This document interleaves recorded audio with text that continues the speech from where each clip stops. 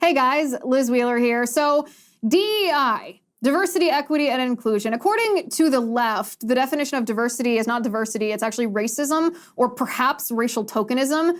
According to the left, the definition of equity, it's not equality, it's redistribution of wealth or opportunity. It's socialism, essentially. And according to the left, the definition of inclusion is not tolerance for other people's viewpoints or lifestyle choices. The definition, according to the left, of inclusion is actually religious persecution. DEI is not good.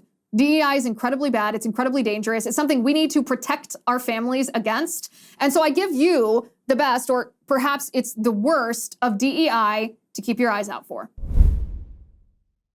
What you're about to see is Project Veritas undercover journalists talking to a man by the name of David Casamento. He's the assistant superintendent of curriculum at the East Meadow Public School District, and he's discussing his efforts as a political activist in the classroom. He characterizes his work as being political, even though he is ostensibly a teacher. He talks about his efforts to integrate DEI into his classrooms, and he talks about exactly how he discriminates against conservatives and refuses to hire them as teachers in schools so that children will not be exposed to their viewpoints, since he said his job is inherently political. Take a look at this.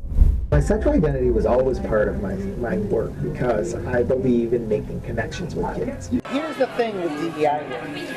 If you push too hard doing the work and you get this pushback, it will be decades before you can do the work again. Right. So it needs to be incremental. So the conservative movement will say, and I gotta tell you, I am not opposed to this question, right?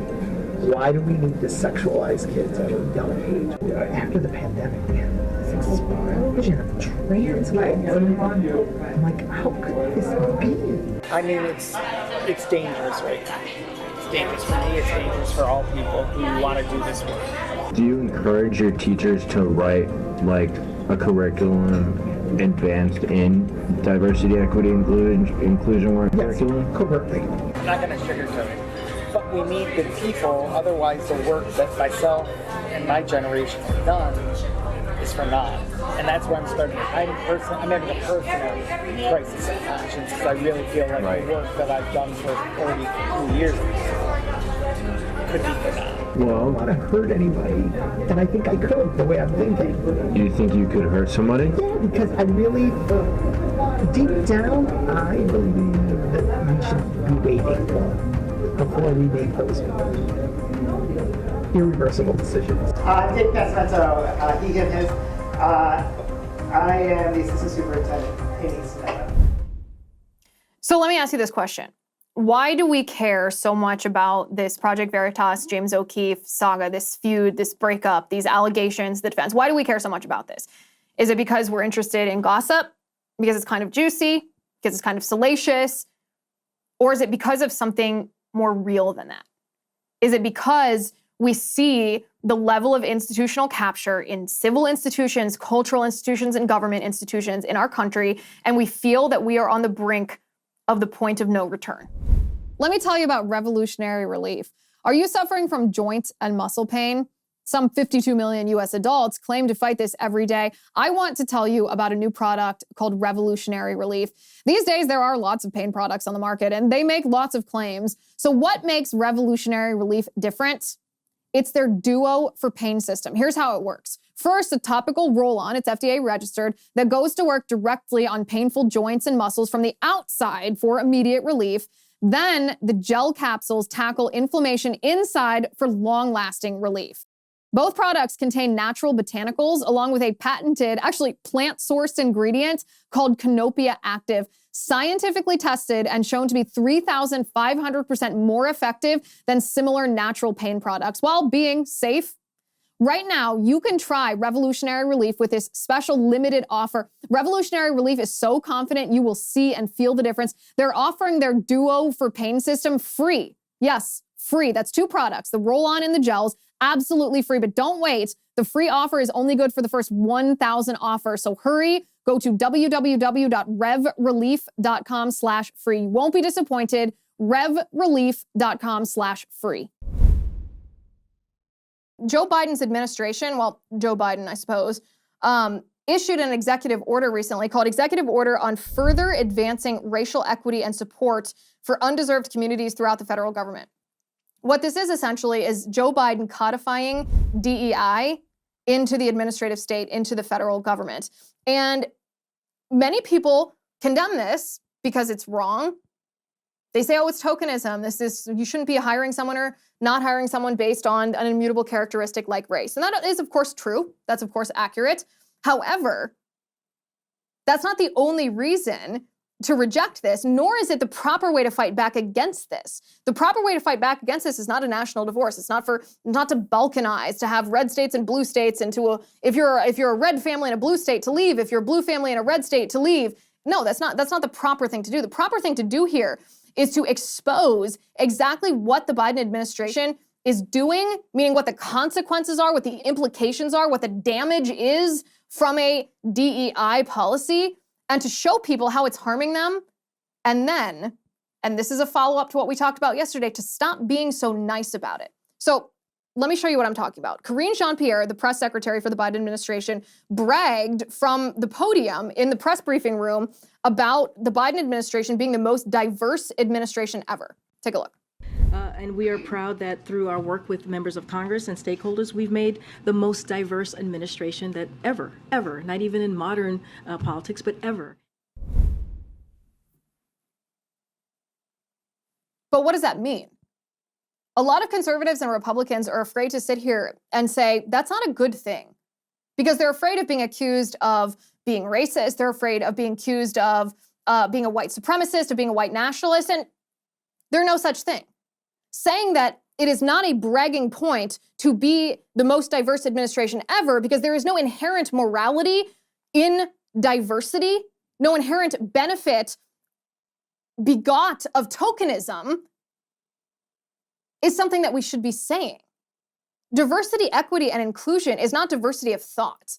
It's not equality. It's not inclusion of different viewpoints. It's the opposite. In the eyes of the Biden administration, DEI, diversity, equity, and inclusion, is just the principles of critical race theory. Diversity is racism. It's discriminating against certain people based on the color of their skin. Equity is not equality. Equity is socialism. Equity chooses winners and losers. It's everyone having the same outcome, not the same opportunity. It's authoritarianism. And inclusion is religious persecution because they don't mean including everyone's viewpoint. They mean you being forced to celebrate, usually, the radical LGBTQ agenda. And the implications of this on a cultural level are devastating. They're actually harmful. Look at this New York Times headline. It's called "The End of the All-Male, All-White Cockpit." It says airlines are struggling to find enough pilots and to diversify a profession that has been very resistant to change. When you get on an airplane, would you feel more confident in the safety of yourself and your family if you know that a pilot, doesn't matter what the pilot looks like, whether it's a boy or a girl, whether this person is black or white or brown, would you feel more confident knowing that this person has passed rigorous training standards? Or would you feel more confident and safer knowing that this was a black person who was hired just because they're black, or a woman hired just because she's a woman? Let me talk to you about American Hartford Gold. Now, I don't mean to sound doom and gloom here, but I do feel like we're on the brink of a massive financial crisis. Don't you? First, we had Silicon Valley Bank collapse, and then we had Signature Bank collapse, then we had First Republic Bank collapse. Meanwhile, our Treasury Secretary, Janet Yellen, admitted to us that the FDIC and the Fed are going to pick and choose which banks to rescue and which not to rescue based basically on wokeness. So my question is our money really safe in this system? I'll be honest and tell you, I don't feel confident that it is. That's why I highly recommend you do what I did. Call the only precious metals dealer I trust, American Hartford Gold. They make it simple and easy to protect your savings, your retirement accounts, your money with physical gold and silver. With one short phone call, they can have physical gold and silver delivered right to your door or inside your IRA or 401k. If you call them right now, they'll give you up to $1,500 of free silver on your first order. So don't wait. Call them now. Call 866-781-7499. That's 866-781-7499, or text Liz to 65532. Again, the phone number is 866-781-7499, or text Liz to 65532. I know what your answer is. It's the same answer that we all answered. And it's not racist to say that, because that's not a commentary on women. It's not a commentary on Black people. It's a commentary on hiring people who are qualified for the position, not looking at them and say, I like the way you look because you look a certain way, you have certain characteristics that I like, therefore I'm going to let you fly the plane. In Connecticut, in the state of Connecticut, there's a bill, it's called Bill 818, that's proposing reparations to Black people for slavery.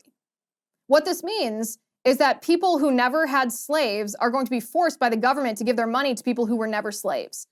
That's socialism, it's authoritarianism, it's unjust, it's unfair. This is harmful to people's lives.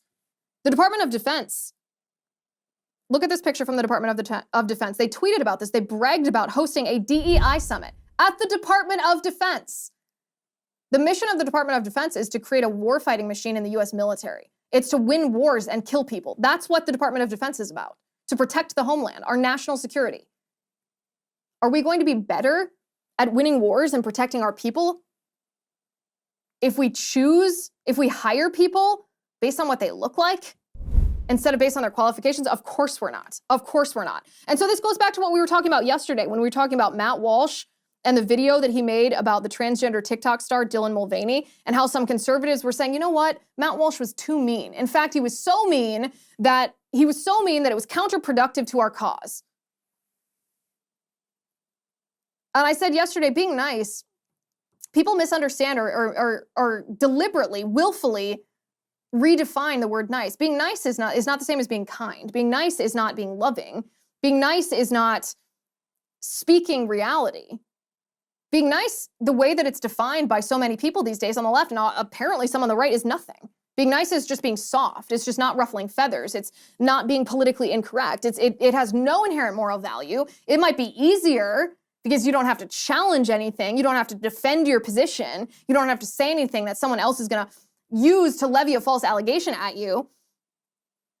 But the DEI initiative, for example, DEI is racism, discrimination, it's evil, it's tokenism, it's insulting to Black people and to women, it's religious persecution, it's socialism, it's Marxism. Our country is worse when we adhere to the tenets, the neo-Marxist tenets of DEI. Black people are worse off. Women are worse off. They really want to social engineer the next generation of our nations. And we talk often about the institutions, how if you walk into these classrooms, you can see pride flags and Black Lives Matter flags and posters about neo-pronouns. And if you go into teachers union conferences, you can see DEI training and CRT training and SEL training. SEL is social emotional learning, and it's just as toxic as critical race theory, just as toxic as DEI, diversity, equity, and inclusion. But what we don't often talk about is the creators of this curriculum, the creators of the curriculum that teachers unions harness. We talk about the power teachers unions have over choosing curriculum, but we don't talk about the creators of the curriculum. And the creators of the curriculum are clearly very important because that's what's being poured into the minds of your child. Will this woman, Gavin Newsom's wife, Jennifer Newsom, she is one of the faces behind the curriculum being taught to your children. She is one of the proverbial quote unquote experts. She is speaking to your child, telling them what is true and what is not true, what is right and what is wrong through her warped lens of neo-Marxist ideology. So it's not just the institution that we should focus on. The institution itself can be neither moral or immoral when it's something like a school system, right? There's nothing inherently right or wrong, good or bad about the idea of a classroom. It's the people running it, the organizations running it, and then the people who are behind the organizations. And so when we talk about institutional capture, the school system's not just captured by the teachers' unions. The teachers' unions themselves are leveraging so-called expert groups that claim expertise in various disciplines. Like in this case, she is trying to fight sexism through film and making films that she charges classrooms to show to their children. This is a face behind the institutional capture. And I think it's easier to understand how infiltrated our institutions are, how weaponized our institutions have become when we see the faces behind the institutional capture. That's one. Let me talk to you about Cozy Earth sheets. You guys know that I have Cozy Earth sheets on my bed at my house right now. And I tell you this because I love them and I know you will love them too. They're basically like the luxurious adult version of jersey sheets, the t-shirt sheets. I had this set of sheets in college that was my favorite, except these t-shirt sheets got really baggy.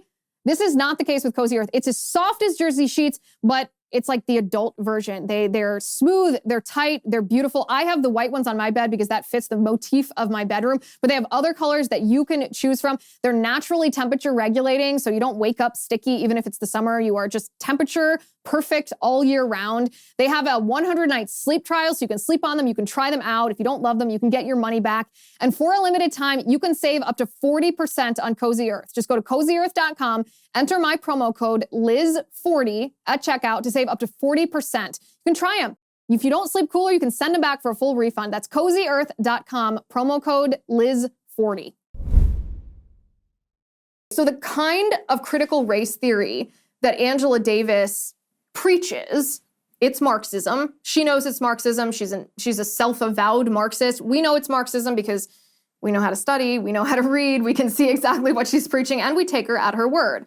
So the kind of critical race theory that she's preaching is Marxism, and it's embedded into our society via DEI. We've talked about this a lot on the show. DEI is diversity, equity, and inclusion, but it's not the way that you and I would define the word diversity, as diversity of thought, diversity of experience.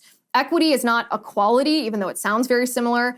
And inclusion is not actual inclusion. It's the opposite of inclusion. It's not tolerance for a diversity of viewpoints or lifestyles or value systems. That's how you and I might understand DEI, or diversity, equity, and inclusion, if we defined it the way that these terms have traditionally been defined.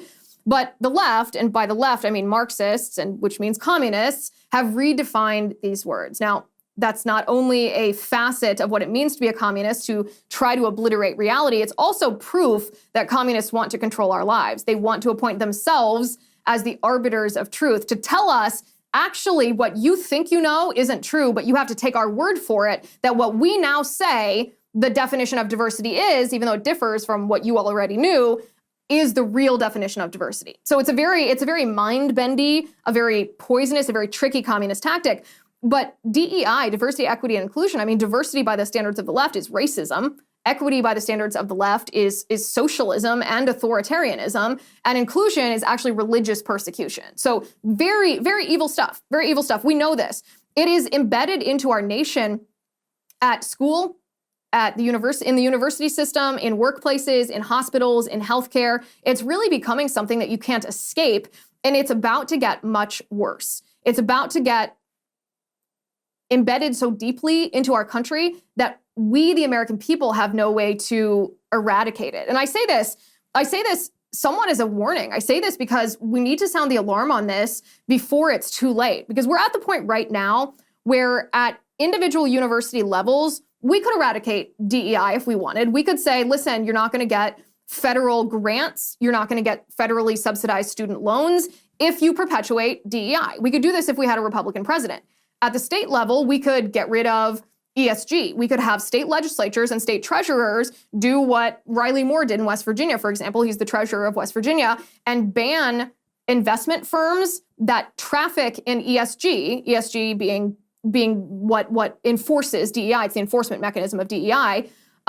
We could have states be prohibited from investing any taxpayer money with investment firms that invest using ESG metrics. ESG metrics are the social credit score that businesses are graded against. And these ESG metrics are very far leftist political ambition. So if a company doesn't have DEI as part of their corporate structure, they would get a low score. If they support the UN's climate change agenda, then they would get a high score, right? So if you get a low score, you might be denied access to capital. You might be punished by these investment firms. If you get a high score, then you get access to capital. You get lower rates. You actually have access to the market. It's the enforcement mechanism. ESG is the enforcement mechanism of DEI, which is critical race theory, which is Marxism. It's a little convoluted, but it's important that we understand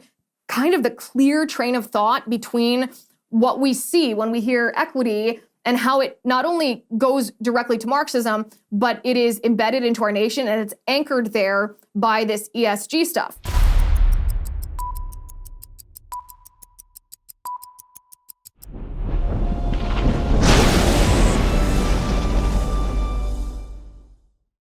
If you haven't already, give this video a thumbs up, hit the subscribe button below, and ring the bell to make sure you never miss a video.